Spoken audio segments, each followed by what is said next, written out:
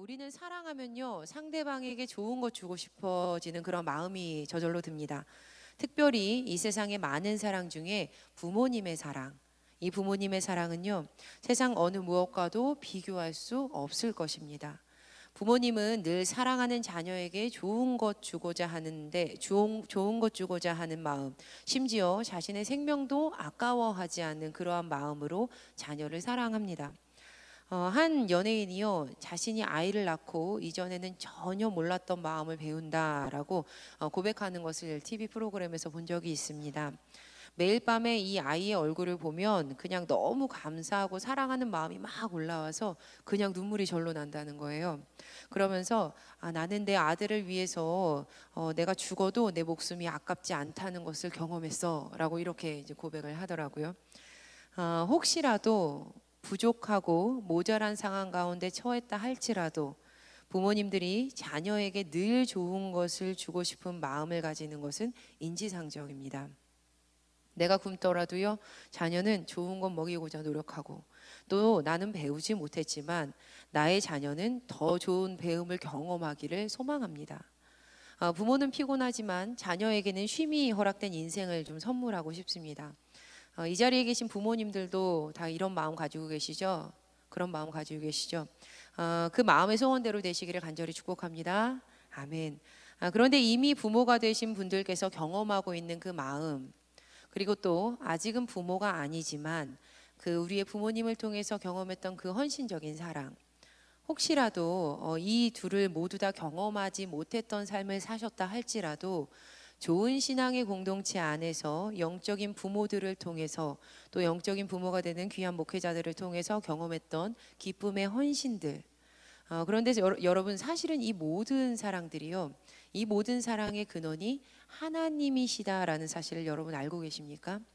모든 사랑의 마음과 모든 사랑의 행위의 출처는 바로 하나님 아버지의 마음입니다. 우리를 향한 하나님의 사랑의 마음을 본받아서 우리가 그 하나님의 형상을 닮아서 그 사랑하는 마음으로 우리의 자녀들에게, 우리의 영적인 이웃들과 자녀들에게 이 사랑의 헌신을 하며 살아가고 있다라는 것이죠. 시편 2편 7절 말씀에 내가 여호와의 명령을 전하노라, 여호와께서 내게 이르시되 너는 내 아들이라, 오늘 내가 너를 낳았도다. 너는 내 딸이라, 오늘날 내가 너를 낳았도다.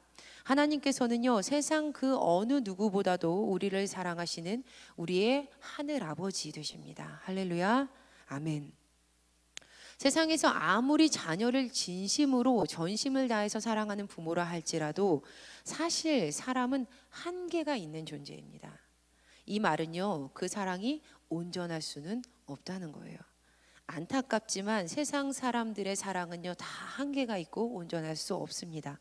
그런데 우리가 이 점을 조금만 더 돌려서 깊이 생각해 보면요, 이렇게 온전하지 못한 사람들에게 받는 사랑도 이렇게 따뜻하고 좋은데, 그렇죠?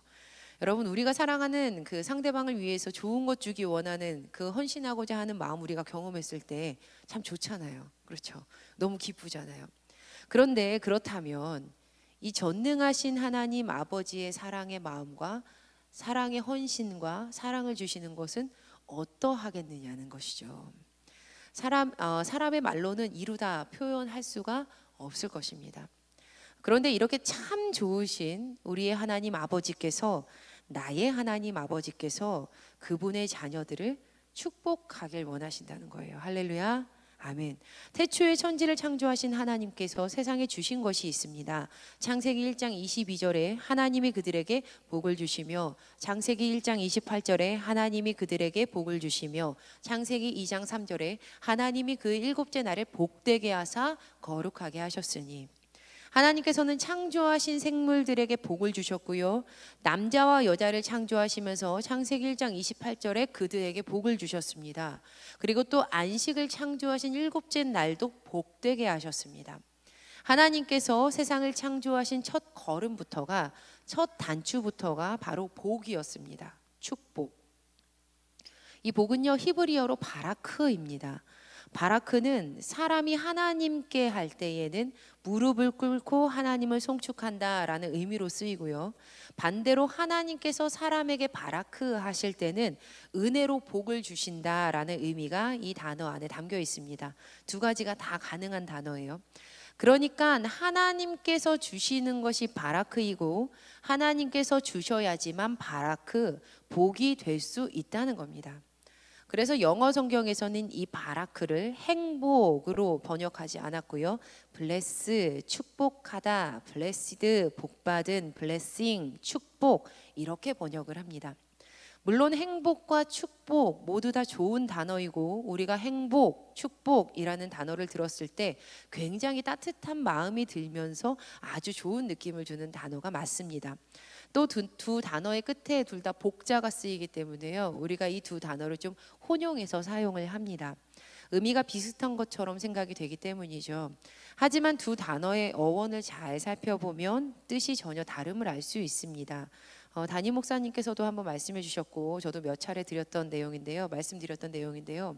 이 먼저 행복이라는 단어는요. 그 어근이 일어나다, 사건이라는 것을 의미하는 해를 가지고 있습니다. 그러니까 해피니스, 이 행복이라는 단어는요. 우연히 일어난다라는 해픈에서 파생된 단어로 우리의 삶에서 일어나는 우연한 일들, 그 변화들에 의존된다라는 의미가 이 단어 안에 숨어 있습니다. 그러니까 행복은 우연히 일어나는 럭키, 그 행운과도 굉장히 흡사한데 좋은 일이 일어났을 때, 좋은 상황이 벌어졌을 때 그때 우리가 행복감을 느낀다라는 거예요. 그렇지만 축복, 이 블레싱이라는 단어는 전혀 다릅니다. 축복은요, 피를 흘리다, 블리드라는 말에서 유래가 됩니다. 행복은요, 우연히 일어나는 행운, 그 럭키와도 비슷하지만 사건을 통해서 오는 것이지만 축복은요, 피를 흘리는 대가를 지불했을 때 오는 복입니다. 피를 흘리는 죽음의 희생과 그 헌신을 통해서 하나님께로부터 허락된 복이 축복, 블레싱, 바라크인 겁니다. 그래서 그리스도인들이 하나님께 받는 축복은 행복과는 전혀 다릅니다. 우리는 지금 내 삶이 내리막길 같아 보이는 상황이라 할지라도 절망하지 않습니다. 무언가 잘 풀리지 않아 보여도 괜찮습니다. 왜냐하면 예수 그리스도를 통해서 피를 흘리신 그 하나님의 죽음의 희생과 헌신을 통해서 허락받은 그 바라크, 그 축복받은 하나님의 아들, 하나님의 딸이 바로 나이고 우리이기 때문입니다. 우리의 하늘 아버지 되시는 하나님께서 태초의 창조 때부터 이 세상에 바라크를 허락하셨고요. 지금 이 시간 우리에게도 이 바라크, 축복을 주시기를 원하고 계십니다. 출애굽기 23장 20절에서 33절 말씀에는 하나님께서 출애굽시키신 이스라엘 백성에게 그 허락하신 축복의 약속과 그리고 또 어떻게 살아야 한다, 이렇게 살아야 한다라는 명령의 말씀이 기록이 되어 있습니다. 장차 이스라엘 백성들은 출애굽기 24장이 되면요, 이 24장에서 시내 산에서 하나님과 언약을 맺게 됩니다. 그런데 그 전에 다시 한번 하나님께서는 출애굽기 23장을 통해서 내가 너희를, 이스라엘 백성을 반드시 약속한 땅, 가나안 땅으로 데리고 갈 것이다 라고 모세를 통해서 한 번 더 그들에게 약속을 상기시켜 주십니다. 그런데 여러분, 그냥 데려만 가시는 것이 아니라 말씀을 잘 읽어보니까요, 이스라엘의 원수와 대적을 하나님의 원수와 대적으로 삼으시면서까지 험난한 길 가운데에서도 끝까지 지켜주시겠답니다. 그리고 하나님만 섬기는 하나님의 자녀들에게 필요한 것들을 다 주시면서 축복하시겠다라고 약속을 하십니다. 출애굽기 23장 25절에서 28절의 말씀을 좀 읽어보시겠습니다. 같이 함께 합독해 보시겠습니다. 시작. 내 하나님 여호와를 섬기라. 그리하면 복을 내리고 너희 중에서 병을 제하리니 내 나라에 낙태하는 자가 없고 임신하지 못하는 자가 없을 것이라. 내가 너의 날수를 채우리라. 내가 내 위엄을 내 앞서 보내어 내가 이를 곳의 모든 백성을 물리치고 내 모든 원수들이 내게 등을 돌려 도망하게 할 것이며 내가 왕벌을 내 앞에 보내리니 그 벌이 히위 족속과 가나안 족속과 헷 족속을 내 앞에서 쫓아내리라. 아멘. 분명한 사실은 하나님께서는 그분의 자녀들에게 구원의 축복, 그 하늘의 축복과 더불어서 이 땅에 우리의 삶 속에서 필요한 것 또한 책임져 주신다라는 사실입니다. 왜냐하면 하나님께서는요, 우리가 이 땅에서 살아가는 하나님 나라의 백성임을 누구보다도 더 잘 알고 계시기 때문입니다. 네, 우리는요, 이 땅 가운데 발붙이고 살아가는 하나님 나라의 자녀들입니다. 총 3장으로 이루어져 있는 이 데살로니가 후서는 바울이 데살로니가 교회에 쓴 편지입니다. 우리가 지금 묵상을 했죠. 어제까지요. 그러니까 바울은 데살로니가 교인들에게 올바른 종말론에 대해서 다시 가르쳐야 하는 그러한 상황 가운데 놓였습니다. 당시 데살로니가 교회에는 주의 날이 이미 이르렀다라고 주장을 하면서 그 교회를 동요시키는 그러한 무리들이 있었기 때문인데요. 그들이 흔들렸던 이유는 이 모든 주장이 바울의 말과 바울이 쓴 편지를 빙자하여서 내세워진 것이었기 때문이었습니다.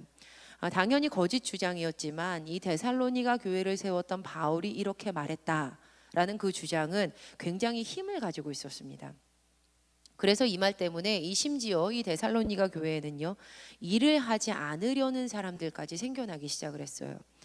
그들은 예수님의 재림이 얼마 남지 않은 이 시점에서 괜히 힘들게 이 땅에서 살아가기 위해서 일하는 것은 더 이상 필요 없다라고 생각했기 때문입니다.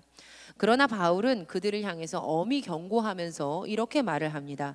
데살로니가 후서 3장 11절에서 12절 말씀에 우리가 들은즉 너희 가운데 게으르게 행하여 도무지 일하지 아니하고 일을 만들기만 하는 자들이 있다 하니 이런 자들에게 우리가 명하고 주 예수 그리스도 안에서 권하기를 조용히 일하여 자기 양식을 먹으라 하노라.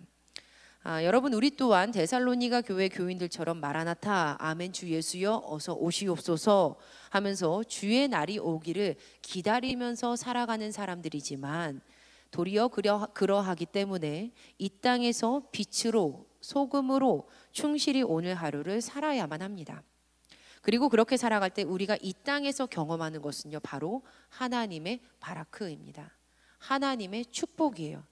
우리가 살아온 삶을 되돌아보면 하나님께서는 우리에게 늘 부족함 없이 입히셨고 풍족하게 먹이셨습니다. 신명기 8장 4절의 말씀, 이 40년 동안 내 의복이 헤어지지 아니하였고 내 발이 부르트지 아니하였느니라. 저 또한 하나님께서 지금까지 저를 키워주셨음을 부인할 수가 없습니다. 하나님께서는 저에게 먹을 것과 입을 것 그리고 또 살 곳을 허락하셨습니다. 좋은 사람들을 통해서 저의 필요들을 채워주셨습니다. 저뿐만이 아니라 여러분도 그렇지 않으십니까? 지금까지 살아온 삶을 되돌아보니 내 힘으로 된 것이 아니요 하나님의 은혜이고 하나님께서 허락해 주신 사람들 가운데서 받은 은혜입니다. 우리가 하늘 아버지 안에서 전인적인 삶을 위해서 필요한 모든 것들은 하나님 아버지 안에 있다라는 것을 고백하게 됩니다. 우리 하늘 아버지 안에는요, 전인적인 삶을 위해서 필요한 모든 것이 다 있습니다. 그런데 어느 순간부터인지 이 교회에서 축복이라는 단어를 이야기하기가 참 어려워진 것 같습니다. 과거 축복을 기복신앙의 자리로 밀어버리면서 하나님이 주시는 축복에 대한 잘못된 생각을 심어줬던 이 교회의 실수 때문이라고 생각을 합니다. 그래서 한참 과거에 어떤 분들은 이 교회에서 축복이라는 것을 말하는 것에 굉장히 극심한 알레르기를 보였어요. 그런 현상을 보이면서 부정적으로 평가하는 분들도 꽤 계셨습니다. 과거 저의 신학교 동기 중에 한 친구가 그러했는데요. 그 친구는 축복에 관한 주제가 나오면 조금 심하다 싶을 정도로 화를 냈습니다. 그냥 신학교만 이제 마치고 다른 학교를 갔는데 지금은 어떻게 변했는지 제가 잘 모르겠어요. 그런데 이 친구가 그동안 교회에서 복에 대해서 이야기만 했기 때문에 계속해서 복 이 복만 얘기했기 때문에 지금 교회의 모습이 망가졌다라면서 굉장히 심하게 비판을 했습니다. 물론 맞는 말입니다. 그랬기 때문에 교회가 참 많이 망가졌어요. 하지만 그 친구가 말했던 말은 다 옳지는 않았습니다.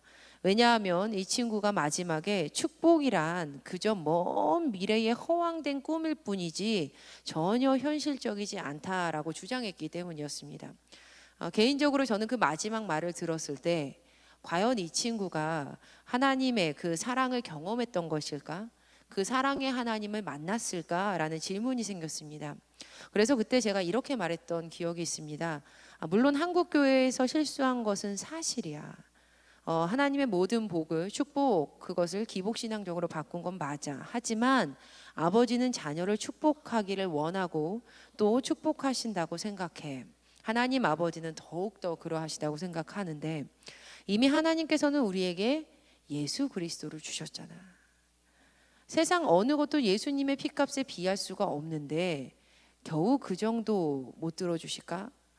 여러분, 저는 지금도 사실 그렇게 믿고 있습니다. 예수 그리스도까지 주신 하나님께서 우리에게 무엇을 못 주실까? 예수님까지 주신 그 하나님께서 우리에게 과연 무엇을 못 주실까? 하지만 제가 늘 주의하기 원하는 것은 하나님의 축복을 인간의 이해 속에서 편협하게 좁혀 놓아서는 안 된다라는 점입니다. 과거 제가 수련 목회자로 훈련 받았을 때 저는 그 교회에서 교회학교 전 부서를 다 담당해야 했습니다. 그 중에 유아유치부 어린이들은요, 당시 오전 11시에 주일 예배를 드려요. 그리고 점심을 다 같이 이제 위에 올라가서 먹고, 그리고 다시 오후 1시에 모여서 2부 공과를 진행을 했습니다. 근데 이 2부 공과 시간이요, 주로 이제 놀이 만들기, 몸을 활용하는 이러한 활동들, 이걸로 다 이루어져 있었거든요. 하루는 그 주간에 이 사역을 담당했던 선생님께서 신문지 놀이를 준비해 오셨습니다. 신문지를 가지고 노는 거예요. 그러니까 방법은 다음과 같습니다. 먼저 어린이들에게 이 신문지를요 팽팽하게 잡고, 이 신문지를 팽팽하게 잡은 신문지를 아이들이 주먹으로 탁 해서 격파하게 만드는 겁니다. 그러니까 2살, 3살, 4살 이 아이들이요 신문지를 이렇게 격파해요. 그런데 이때 교사의 역할이 굉장히 중요한데요, 이 선생님들이 잡고 있던 신문지를 격파의 때에 딱 맞춰서 쫙 찢으면서 온갖 요란한 소리를 내주어야 되는 거예요. 막 이렇게 해주다거나 막 쫙 해준다거나 이러면 이제 이 아이들이 너무 신나서 자지러지게, 제가 그때 아이고 돌고래 소리 이랬거든요. 돌고래 소리를 내면서 막 깔깔대고 웃습니다. 여기까지가 이제 첫 번째 파트 놀이에요. 그런데 이후에 신문지 격파가 다 맞춰지면 이제 이 아이들이랑 신문지를 얇게 조각조각으로 다 찢어냅니다. 어느새 그 작은 방 한가득 얇게 잘려진 이 신문지가 가득하게 됐습니다. 정말 방이 한가득했어요. 신문지를 너무 많이 가져오셔서. 그러니까 아이들이 신문지에 이렇게 가득 이렇게 신문지를 안아가지고 하늘 위로 던지기도 하고, 신문지 가지고 산도 만들고, 신문지 이불도 덮고 이러고서 이제 막 놉니다. 근데 한창 이렇게 놀다 보면 어느새 놀이의 마지막 부분에 이르릅니다. 여러분, 마지막에는 무엇을 해야 될까요? 네, 청소죠, 청소. 당연히 청소예요. 이 놀이의 마지막 부분은요, 누가 더 많이 신문지 모아서 봉투에 담을 수 있을까 하고서 이제 이 친구들에게 이제 이렇게 개인적으로 이렇게 서로 이제 시키는 거예요. 이제 신문지를 모아서 봉투에 다 담고 청소를 해야 하는 시간이 되었습니다. 그런데 어느 순간 1명, 2명, 3명 이 보물처럼 신문지를 모으는 어린이들이 생겼습니다. 심지어 자신이 모아놓은 신문지 때문에 다투기도 했어요. 내가 모았다고, 내 거라고 서로 물고 싸우고 울고 꼬집고. 근데 이 모습을 본 교사들이 입을 모아서 이렇게 말했습니다. 아이고 참 이게 뭐라고, 곧 쓰레기인데 이렇게 욕심내면서 싸울까. 여러분, 한국교회가요 하나님께서 주시는 축복을 이 신문지 한 장으로 만들어버린 것은 부정할 수 없는 사실입니다. 신앙인이라고 불렸지만 겨우 곧 버려질 신문지 한 장과도 같은 돈에, 출세에, 명예에 마음을 빼앗겨 버렸습니다. 이미 오래전부터 심심치 않게 우리 교회가 돈 때문에 말썽이다, 이 교회가 권력 때문에 누가 문제를 일으킨다라는 소식이 들립니다. 모두 아버지 그분 자체가 아닌 퇴근하고 돌아오신 아버지 손에 달린 그 아이스크림에 온 몸과 마음을 쏟아버린 그 참혹한 결과입니다. 우리는 하나님의 축복을 유한한 인간의 이해 속에서 편협하게 좁혀 놓아서는 안 됩니다. 우리는 하나님의 그 축복을, 하나님은 축복하기 원하시는 좋은 분이시다라는 사실을 우리가 믿음으로 고백한다면, 우리는 지금의 고난도, 어려움도, 환난도, 핍박도 모두 다 축복으로 받아들일 수 있습니다. 하나님께서 허락하시는 그 축복은 우리가 이해할 수 없는 넓이와 높이와 깊이를 가지고 있기 때문입니다. 혹 5살짜리 꼬마에게요 수백억짜리 고급 세단을 사준다고 쳐보겠습니다. 지금 이 아이는 운전을 할 수도 없고 만약 진짜 이 아이가 운전을 한다고 해도 사고의 위험에 크게 노출이 됩니다. 얼마 전에 초등학생인가요? 엄마 몰래 차 가지고 운전해가지고 사고 낸 것처럼요. 만약에 진짜 운전을 한다 해도 심하게는 목숨을 잃을 위험에도 처할 수 있죠. 5살 어린이에게는요 세발 자전거가 딱입니다. 세발 자전거가 그 아이에게는 축복입니다. 저는 지금 우리 모두가 그저 5살 꼬마 정도의 영적 성장을 이루었을 뿐입니다 라고 말씀드리는 것은 아닙니다. 하나님께서 허락하시는 모든 것에는 그 이유와 단계, 그분의 넓은 뜻이 있다라는 그 말입니다.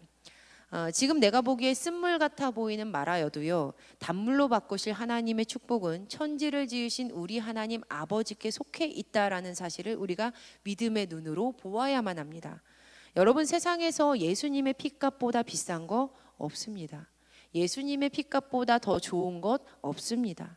우리의 기도 제목 과연 하나님께서 못 들어주시는 걸까요? 아닙니다. 분명한 이유가 있습니다. 지난 청년 공동체 수련회 때 강사로 오셨던 목사님께서 반복해서 하셨던 말씀이 있습니다. 신앙은 해석입니다. 신앙의 삶은 해석입니다. 우리는 하나님 아버지 그분 자체를 신뢰하여서 우리의 인생을 축복으로 해석을 해야만 합니다. 우리는 세상에 하나님 아버지께서는 우리에게 바라크를 허락하시는 분이십니다 라는 그 우리의 믿음을 삶으로 보여주어야만 합니다. 때문에 하나님의 축복을 받으면서 살아가는 우리에게 가장 필요한 것이 있는데 그것은 바로 우선순위입니다. 퇴근한 아버지의 손에 들려있는 아이스크림이 중요한 게 아니라는 겁니다. 아버지 그분 자체가 중요합니다. 히브리 사상으로 볼 때 한 번 내뱉은 말에는 효력이 있고 취소할 수 없다라는 그러한 생각이 그들에게는 깊이 있었습니다. 특별히 그 말의 효력이 말한 사람이 누구이고 또 얼마나 그 사람이 중요한 인물이었느냐에 대해서 달려 있었는데요. 어떤 사람들에게는 특별한 능력에 그 축복할 수 있는 그러한 능력이 있었다라고 그들은 믿고 있었습니다.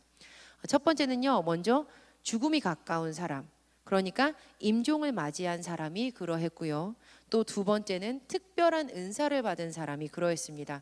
특별한 직책을 받아서 그 임직했을 때, 예를 들면 예배 마지막에 회중에게 축복하는 그 제사장들의 축복을 들 수가 있습니다. 히브리 사상에서는 그들에게 특별한 축복의 능력이 있다라고 여겨졌습니다. 그러니까 사람은 어떤 이가 잘 되게 해달라라고 복을 빌 수 있는데 그 복 중에서도 어떤 특별한 이들이 하는 복이 더 효력이 있고 능력이 있다라고 믿어졌다라는 것이죠. 그렇지만 여러분, 어느 사람이 어떠한 중요한 사람이 복을 빌었다 할지라도 그 하나님께 기도를 드릴 수 있는 영역까지만이 사람의 영역입니다. 어떤 이가 잘 되도록 해달라라고 하나님께 기도드리는 것까지만 할 수 있지 복을 주는 것은 할 수 없는 것이 사람이라는 겁니다. 복을 주는 영역은 사람의 영역이 아닙니다. 하나님께서 사람의 말과 손을 빌어서 복을 전하게 하셨지만 궁극적으로 복을 주시는 분은 하나님이십니다. 바로 이 점이 우리가 놓치지 말아야 하는 중요한 부분입니다. 하나님께서는 바로 이 부분을 강조하셨습니다. 그래서 이스라엘 백성에게 축복하실 때 가장 먼저 하셨던 말씀이 있습니다. 출애굽기 23장 25절의 말씀을 예로 들어보겠습니다. 내 하나님 여호와를 섬기라 그리하면, 내 하나님 여호와를 섬기라 그리하면, 우리가 하나님을 섬기는 것이 우리의 모든 것입니다. 우리가 하나님을 섬기는 것이 우리의 모든 것입니다. 하늘 아버지를 사랑하며 섬기며 살았더니 필요한 것들이 따라오는 겁니다. 먼저 그의 나라와 그의 의를 구하였더니 이 모든 것을 더하시는 하나님의 은혜를 경험하게 되는 겁니다. 오늘 우리가 본문으로 삼았던 민수기 6장 24절에서 27절까지의 말씀은 하나님께서 모세에게 제사장 아론을 통해서 이 가나안 땅에 들어가게 될 이스라엘 백성을 축복하라라고 명령하신 축복의 기도문입니다. 민수기 6장 24절에서 27절의 말씀을 한 번 더 합독해 보시도록 하겠습니다. 여호와는 내게 복을 주시고 너를 지키시기를 원하며 여호와는 그의 얼굴을 내게 비추사 은혜 베푸시기를 원하며 여호와는 그 얼굴을 내게로 향하여 드사 평강 주시기를 원하노라 할지니라 하라. 그들은 이같이 내 이름으로 이스라엘 자손에게 축복할지니 내가 그들에게 복을 주리라. 아멘. 이 축복의 말씀은 매주일 예배를 마치면서 목사님들을 통해서 허락하시는 축복 기도의 모체입니다. 그리고 신약으로 넘어와서 고린도후서 13장 13절의 말씀까지 연결이 되어서 이 목회자들의 축도의 근거가 됩니다. 우리 고린도후서 13장 13절 말씀을 함께 한 번 더 합독하시겠습니다. 시작. 주 예수 그리스도의 은혜와 하나님의 사랑과 성령의 교통하심이 너희 무리와 함께 있을지어다. 아멘. 매번 예배 때마다 들으시는 축도죠. 주 예수 그리스도의 은혜와 이 말씀이에요. 그런데 사실 이 모든 것의 모체가 되었던 이 민수기 책은요, 불평의 책이라는 별명을 가지고 있는 성서입니다. 민수기를 잘 읽어보면 이스라엘 백성이 하나님의 축복의 약속을 믿지 않고 계속해서 불신과 불평으로 일관하는 모습을 우리는 꾸준히 볼 수 있습니다. 그들은요, 가데스 바네아에서 하나님께서 약속하셨던 그 가나안 땅 입성을 거부했고요, 고라의 반역도 있었으며 우상 숭배를 하는 등 하나님을 향한 계속된 불신의 모습을 꾸준히 보입니다. 그러나 그럼에도 불구하고 이 민수기를 읽어보면 하나님께서는 이스라엘 백성들을 보호하셨으며 굶주림에서 구해주셨고 전쟁에서 승리케 하여서 마침내는 그들을 약속의 땅까지 인도하십니다. 하나님께서는 그들에게 축복하시기로 하셨던 약속의 말씀을 잊지 않으셨던 거예요. 그 약속을 파기치 않으셨던 겁니다. 그리고 심지어 불평의 책이라는 별명을 가지고 있는 민수기였지만 23장 19절에 이르렀을 때는 하나님께서 자신이 어떠한 분이신지, 나는 어떠한 이인지 자신을 드러내시면서 이렇게 말씀을 하셨습니다. 하나님은 사람이 아니시니 거짓말을 하지 않으시고 인생이 아니시니 후회가 없으시도다. 어찌 그 말씀하신 바를 행하지 않으시며 하신 말씀을 실행하지 않으시랴. 사랑하는 여러분, 하나님께서는요, 우리를 축복하기 원하시는 하늘 아버지이십니다. 그리고 그 하신 말씀을 반드시 실행하시는 분이십니다. 더 이상 우리의 편협한 그 이해로 하나님의 크신 축복을 제한하지 마시기를 바랍니다. 여러분, 오늘 왜 기도하러 오셨습니까? 이 자리에 왜 오셨습니까? 하나님께 구해야 할 기도 제목이 있기 때문 아니신가요? 그저 습관 때문에 이 자리에 오신 거 아니시잖아요. 그렇다면 이 시간에는 하나님을 구하시기 바랍니다. 하나님의 손에 들린 것이 아니라 그 하나님 자체를 구하시기를 바랍니다. 내 생각에 국한된 그 편협한 축복, 그런 잘됨 구하지 마시고 모든 축복의 근원이신 하나님을 구하시기 바랍니다. 오늘 깊이 하나님 만나시기를 기도하세요. 하나님, 나를 깊이 만나주시고 하나님께서 주시는 그 뜻과 계획을 믿음으로 살펴볼 수 있는, 믿음으로 볼 수 있는 그러한 눈을 허락해 주시옵소서라고 기도하시기를 간절히 부탁드립니다. 그리고 끝으로 저와 여러분에게 예수 그리스도까지 허락하신 그 하나님께서 이 시간 사랑하는 여러분의 그 필요에 더 좋은 것으로 세밀하게 응답하시는 귀한 밤 되시기를 간절히 주님의 이름으로 축원합니다. 그 하나님의 귀한 응답 받으시고 돌아가는 주님의 사랑하는 귀한 자녀들 되시기를 간절히 축복합니다.